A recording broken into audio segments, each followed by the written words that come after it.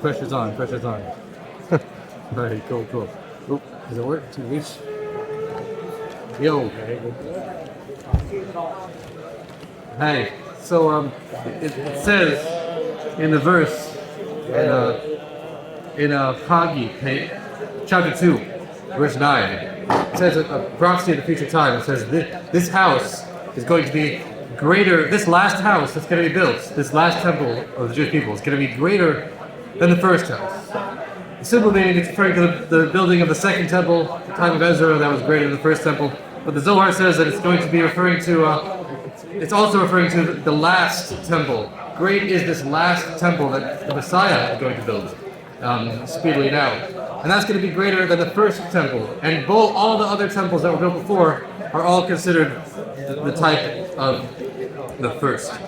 So then it goes into the question of what exactly is the advantage of the second temple of the first of the second. So it says, first of all, the simple meaning of why is this new temple that the Messiah is going to build going to be greater than the other two? Because it says the building of the other Beis Hamikdash was by the hand of man, Bidei Adam, and then when this King Shlomo built it, he knew that it was going to be destroyed, so it's built by the hands of man, so therefore it's temporary. But the third temple is going to be built by the Creator Himself, but it's going to descend from the heavens and everything, so it's going to last forever. But we know that if Moshe, for example, would have entered the land of Yisrael, and if he would have built the Beis Hamikdash, that would have been the first Beis Hamikdash, theoretically, and then that also would have lasted forever. So the first Beis Hamikdash already could have lasted forever, theoretically, but nevertheless, since the verses are like true in every aspect, so even when the verse says that the last house that Mashiach is going to build is going to be greater than the first,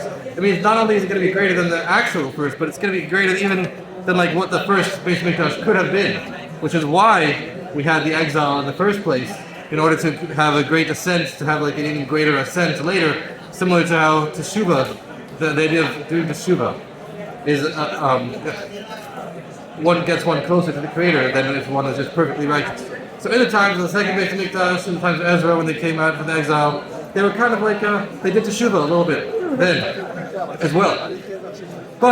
And then they built the second Beis Hamikdash, which had like an advantage of Teshuvah. But then the Creator decided that we needed to have an even greater revelation in the third Beis Hamikdash, which is why we have the great exile now, the last for thousands of years, to have the even greater revelation of Mashiach. So what exactly, and then it talks about just generally, the general idea of the Beis Hamikdash, before it gets into like what the spiritual science of why the third Beis Hamikdash is greater than the first. It says specifically like, why is the Beis Hamikdash and the place of the Beis Hamikdash greater like than the place of the rest of the world? Beis Hamikdash is the place the Creator is revealed openly. So why exactly is that? So it says in the place of the Beis Hamikdash, it says when Yaakov was going on the way, it says he went down, he was on the path, and he slept on the mountain, on the mountain of the future temple mount, and he saw a ladder going from the earth to the heavens. Then he woke up. He said, "How awesome is this place? This is none other than a house of Elohim." Then he says, "Indeed, Havaya, the four-letter name of the Creator, is in this place." So, what does he mean when he says the name of Havaya, the four-letter name of the Creator, is in this place, the location of the future temple mounts? So he says that really, there's two names of the Creator that can create the world. The first name is the four-letter name of Havaya, which is represents the infinite revelation of the Creator. It says later from Tanya in the Shulchan Aruch that Havaya has the etymology of Haya, Hova, V'Yihya, Ke'echad. It was, is, and will be as one, which means that it's the source of time and therefore space. But relative to this name of Havaya, the three dimensions of time and the six dimensions of space are all ke'echad, are like one. They're one revelation of unity. But then, through the name of Elohim, it says the name of Elohim creates a difference of space and time, such that every one of the six directions is in a different place. So when Hashem creates the rest of the world, or the whole world in general, He creates the world through both names, but the name Elohim, which is the source of the 10 statements of the creation, like let there be this, let there be that, it limits the revelation of Havaya to make time and space look like it's separate. But relative to the name of Havaya itself, it says the world is like in unity, in complete like unity with the Creator openly. So, in the place of the Beis Hamikdash, which is also created with the name of Elohim, because everywhere in the world has to be created with the statements of the Creator, and especially the place of the Beis Hamikdash, it says, but the first place that the Creator made with the statements. So that also was created with the name Elohim. But the difference is that the rest of the world, the name Elohim conceals the revelation of the unity of the name of Havaya. But in the location of the future temple, in the Temple Mount in general, it says that was an open revelation of the name of Havaya in the name Elohim. And then basically it explains to elaborate on the idea of like what makes the name Havaya related to like the unity of the Creator. Why is Elohim different? It says that the difference of mode, the names of Havaya and Elohim have like different modes of creation. Regarding the name of Havaya, it says all the creations should praise the name of Havaya before their name because he commanded and they were created, which implies that the creation that happened to Havaya, it's just like, it's as if it's automatically. It says they were created, even though he actually created them, but the way that it's created is like as if they were just created automatically. Because it says the name of Havaya is Mufla Me'inim HaTamas. It's like completely beyond the idea of creation itself, meaning the idea of active creation. So when it does creation, the creation that happens automatically. And then it says the name of Havaya, the name of Elohim, it says in the beginning Elohim created the heavens and the earth, which implies an active verb, an active involvement. So it says, what's the difference exactly? It says, when the two things are close to each other, then the creation of one thing from the other is automatically. For example, it says, when someone has intense meditation on the greatness of the Creator, then they will automatically create an emotion of love or fear of the Creator that's related to that meditation they do. So that feeling, that emotion, and that meditation are essentially close to each other in general. So therefore, because they're essentially close, then when one has the revelation of the meditation, then that automatically creates this different thing, which is different but still close, which is the emotion. And then another example that it gives is light that comes out of a luminary. So because the light, even though it's incomparable to the luminary, and the light tells us about the luminary, but it doesn't tell us the essence of the luminary. But so because the light that comes out of the luminary is connected to the luminary, so even though it's incomparable to the luminary, therefore the creation of the light from the luminary is automatic. So those two examples, it says those two examples are necessary to understand the name of Havaya, because on the one hand, everything relative to Havaya is incomparable, like a tiny little ray of light relative to the massive sun, for example, but infinitely greater. But nevertheless, when it comes to light and the luminary, the light is really like the same exact thing as the luminary. It's not really a new creation. So that analogy of just saying that everything relative to Havaya is just like a light from the luminary is not enough for us to fully understand why and how Havaya creates the world. Because the creations that exist, even from the name Havaya, are still separate creations. They're still real creations, except they're totally nullified to this, and they recognize their source relative to the name Havaya itself. So, in order to explain that even something that's different can be created automatically from a source, that's why the reference that it brings the analogy of meditation automatically creating an emotion. Because the intellectual meditation and the emotions are two different things, but because they're close to each other, one comes automatically. But it's not enough for it just to bring that analogy of the emotion coming from the meditation, because the emotion and the meditation are both somewhat similar to each other. You know, when you meditate on something, you create an emotion that's similar to the thing you meditated about, and you still and the emotion that you have still has a radiance of the intellect. Even if you feel like, wow, the Creator is so great because, you realize the Creator is great because of whatever you thought about. So even when you have this emotion of the Creator, you still realize, even though the emotion is different than the intellect, but the emotion itself still has a vestige of the intellect itself. But when it comes to Havaya and the creations, the creations are incomparable, such that even after we have the creations, and even after they're nullified to the name of Havaya, they have no possible way of understanding or grasping at all the idea of the Creator. So that's why those two analogies are necessary. But when it comes to Elohim, it says is in a way of hislabshus, which generally implies like in clothing something, dressing something up. It's like here, it's like the name of Elohim is because when Elohim filters the creation, when the creation comes to the name Elohim, then the creations seem and feel like they're separate. Because the job of Elohim is like the active involvement. Like in the beginning, he created. The active involvement of creation means to actively conceal, such that things can be essentially appear to be far away from each other. When it comes to the name Havaya, because everything is close relative to that, therefore it creates everything automatically. But in Elohim, because the job of Elohim is to create something that looks separate, so its job is to like make things look far away through concealments. And then it says an example for that, for example, it says like if someone throws a stone upwards. It says like the force in one's hand, it says like surrounds the stone and lifts it upwards. So the force is like an active involvement in the stone to make it like to give it power, but it's something that's separate from you. Like the force that you exert in a stone has no connection to you itself. If someone makes like a painting or a nice piece of art, maybe people could, like psychologists, whatever, could look at the piece of art and say, oh wow, I know this guy's like X, Y, and Z, I can tell this something about this guy. But when it comes to like just plain force that lifts a stone, for example, there's no way to even connect at all to the person, because like the idea of the force that's like, so to speak, it's like as if it's separate from the person. It doesn't tell us anything about the person itself. Anyway, now we're talking about the place of the base of Mikdash. It says, on the one hand, just like the rest of the world, it has the name Elohim, because the whole world was created with the name Elohim, the 10 statements, let there be this, let there be that, we're all said by Elohim. But on the other hand, it says, Yaakov said, oh, a Havaya is in this place specifically, and why is it that Havaya, the creator, is in this place? And it says, in the Talmud, it says that this place of the base of Mikdash says is not the place of a simpleton. When it comes to the rest of the world, when the Creator makes the world, even though it says He made them all with like wisdom, so it applies with intellect, but the rest of the world is like considered like takes absolutely like no effort at all, like no intellect, just like the work of a simpleton, absolutely nothing.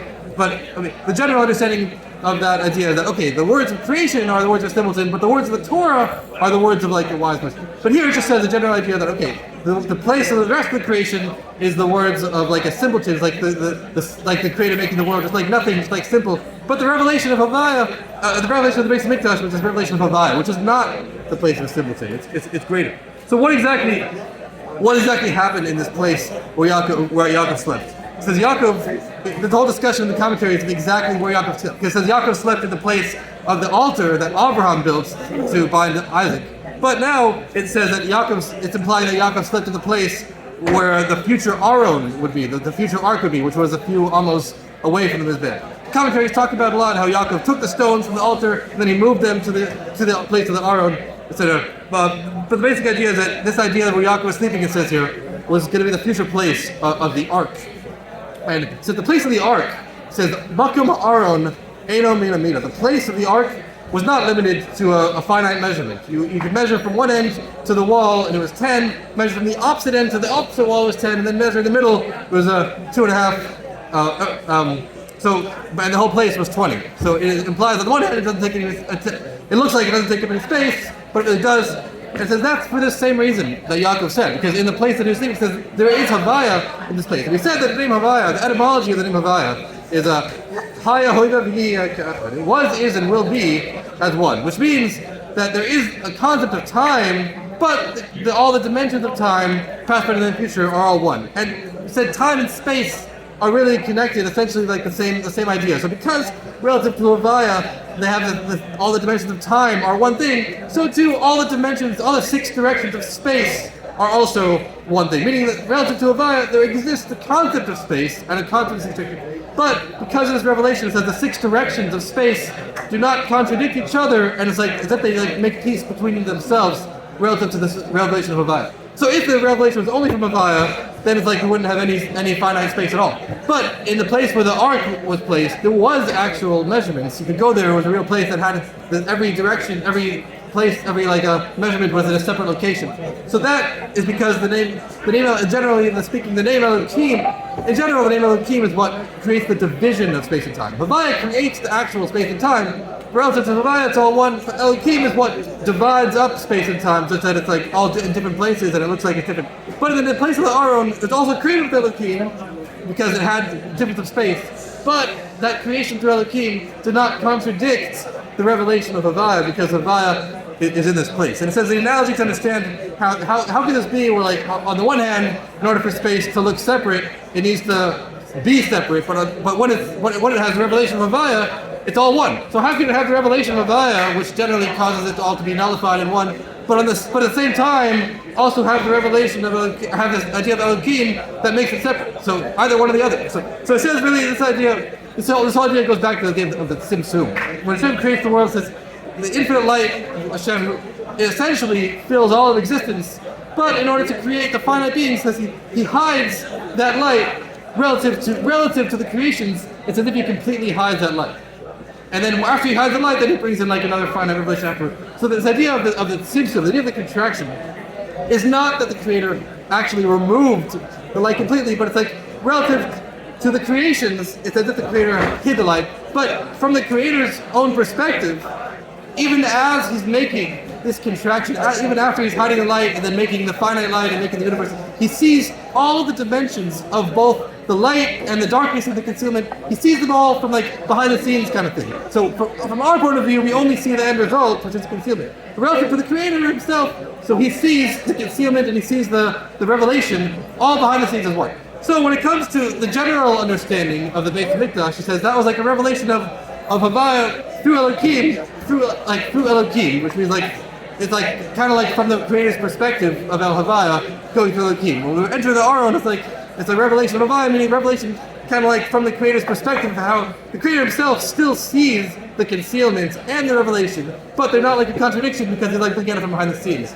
So therefore, the revelation of Havaya was also in the physical place of the Aron itself. But then there's a deeper understanding of what it means to have Havaya and Elohim as one. One understanding is that through the revelation of Havaya, it could go through the name Elohim, and relative to that perspective, we can realize how the physical place is one with the Creator. But it's not really, when that happens, this revelation of Havaya, even though it exists in the physical place, and this revelation of Havaya comes through the name Elohim, but it's not really related to the name Elohim itself. It's really because it's like a perspective from above. Because it's perspective from above, it like sees everything through everything. So it's like this above perspective is what's created. But relative to us from below, we don't really see this unity. And even when the unity happens, it doesn't happen from within below. It just happens through. It just happens to be that even in the lower world we can have the revelation, but not that it's like specifically through the lower, even in the lower state. But it says, and so this first revelation of Havaya Elohim says that's what existed in either what could have been the first Beit HaMikdash forever and the actual first Beit HaMikdash and the actual second Beit HaMikdash in different ways. It says, for example, it says like there's different understanding of the name of Havaya Elohim can refer to different things in the spheros. For example, it says in the first Beit HaMikdash, the idea of like Havaya Elohim was that Elohim is referring to Bina, Hashem's understanding, which is related to Yitzchak, because Yitzchak was in a field. Yitzchak referred to the temple out of the field, which is referred to, and Bina is like a field. And then through the Bina, through this understanding, that was a revelation of Chokhmah, the divine wisdom, which is like a higher level of Havaya. But then in the second Beit HaMikdash, it says that was a revelation of the last Hey of Hashem's name, which is Malchus, which is also a different understanding of Elohim. And through that lower understanding of Elohim, it was the revelation of Zeranpin, which is another basic understanding of Havaya. So the point is that in the other Beit HaMikdash, we had the different revelations of the name of the Creator's four-letter name, the four letters of the Creator's name, but in each of those levels, there's different levels of Havaya Elohim. Either Malchus, which is Elohim, reveals Zeranpin, like the emotions of the Creator, and then, or either the understanding reveals wisdom. But the point is, it's all like this dynamic of, okay, here's the higher revelation of Havaya, either level of Havaya, the upper or lower Havaya, goes into this lower level of Elohim. But it says, and those were in the merits of Abraham and Yitzchak. It says, when it comes to Yitzchak, who's in the field, which is like the idea of like understanding for different reasons, and then Abraham says was like a mountain, which different reasons is like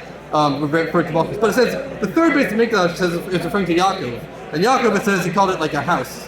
The idea of Yaakov in general, it says, is the midas emes. It says the attribute of truth, which means that truth is like beyond everything. So the truth, it says, is the revelation of Kesser, the revelation that's beyond the four-letter names of Havaya, such that relative to this source, it's the source of both Havaya and Elohim at the same time. And relative to that source, both ideas of the revelation of above and this perspective of below are both the same power of the same Creator. So not only does the Creator see things from an above perspective and sees through things, and not only do we experience things from below, but relative to this revelation of the crown, the Kesser, that's beyond everything, That's the source of both names equally. And it says that is only going to be in the third Beis Hamikdash. It says so. So basically, the other Beis Hamikdash was the other holy temples were like a revelation from above that was also found below. But the advantage, we say the advantage of the third Beis Hamikdash is that it's going to last forever. Because the other ones were made by man, so it's not forever. But when the third one is going to be made by the Creator, so it is forever. Even though the other ones made by man could have physically lasted for an infinite amount of time, but the true idea of eternity, the true idea of forever, is not just like a linear progression of forever, but it's forever in every aspect. So forever is even from within the lower aspect itself. Not only is it forever in eternity because it's a revelation from above that's making it last forever, but it's forever because even within itself it lasts forever. And it says that's only going to be in the third Beis Hamikdash, and that's going to happen not only in the Beis Hamikdash, but when this revelation that happens from the source of both Havaya and Elohim affects the Beis Hamikdash, because it's really found everywhere, that's going to affect the entire world. And therefore, first there's going to be the Mashiach is going to build the Beis Hamikdash, which is going to, the Holy Temple, which is going to have this revelation of the source of both Havaya and Elohim as one. Once we have that source, then we can have Kibbutz Galius. What is the idea of gathering the exile? It says from the it says I'm trying to find the exact. It says the Kibbutz Galius, when Hashem gathers all the Jewish people, it says He's going to gather them from all of the 6 directions of the earth. I'm trying to find the exact verse.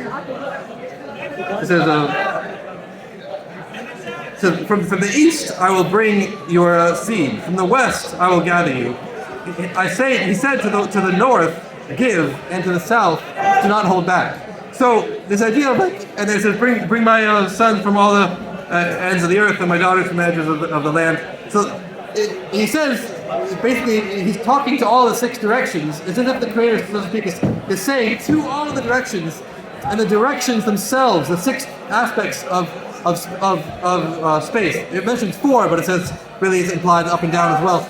All these 6 directions of space will collectively contribute to bringing the Jewish people back. It says, even though it only says, when it says to north, it says the north direction will give, but the other ones it says, just don't hold back. But really it's implied that all the 6 directions will bring the Jewish people back. Because this revelation from the Beis Hamikdash is going to be that which is beyond time, where Havaya and Elohim is both one, and Havaya has this revelation where all the 6 directions are one. And then once the first 3 have the Beis Hamikdash, which has the revelation of Havaya and Elohim literally as one because of the source, and that unites all 6 directions as one, which brings the Jewish people back to the same place. And then this revelation of the Beis Hamikdash is also going to be in the rest of the entire world from the Beis Hamikdash. So even though the Beis Hamikdash is going to be the main source of the revelation, and the rest of the world is going to be a little bit lesser, but the rest of the world is the place of a simpleton, meaning the rest of the world is essentially made to conceal the world. So when this revelation of the Beis Hamikdash happens, even in a lesser way, in the rest of the world, that actually has an advantage over the revelation of the Beis Hamikdash, because